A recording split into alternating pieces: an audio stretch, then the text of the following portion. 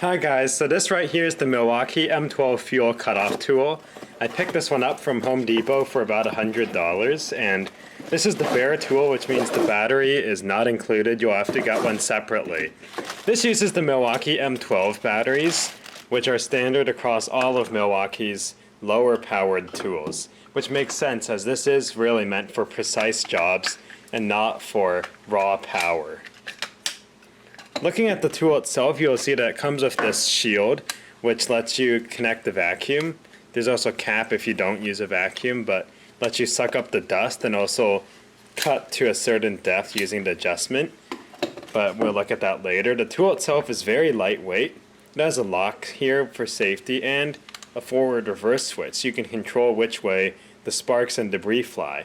That's a really useful feature you don't see very often. Along with some boring manuals and paperwork, you'll also find the hex key, which is useful for adjusting replacing the blade. There's a little spindle lock here, so you can just hold that and remove the blade. This is a left-handed thread, which means you actually turn it clockwise to loosen. There are two flanges included, and they are for different sized blades. This works with either the standard arbor size, which I believe is 3/8, or the less common one, which is common on Dremel branded blades. That way, if you're only able to use the Dremel blades, like if that's all they have at the store, you can still use this tool. Now the blade here just installs like that. And then one of these goes on top. In this case, I'm using the standard one. This other one says 7/16.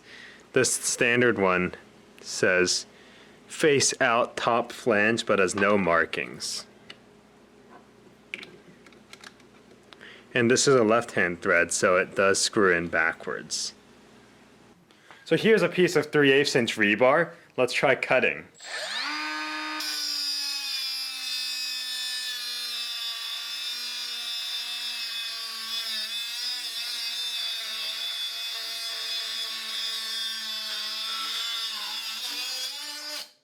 Just like that, we cut it off cleanly. So this wheel here says it's good for drywall, fiber cement, and plastic. So let's see how it performs on some PVC.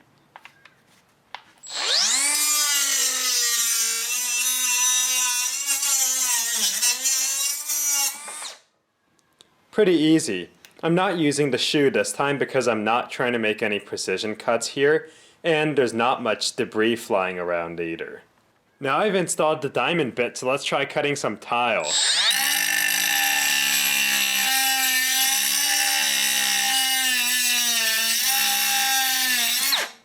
Whoa, that is a lot of dust. Good thing the included shoe has a vacuum port, but I'm pretty sure we did make a cut in the tile there. This tile's junk anyways. Yeah, so I hope you guys enjoyed this video. And don't forget to like and subscribe if you did. I'll have a link to buy this cutoff tool in the description, and see you all next time.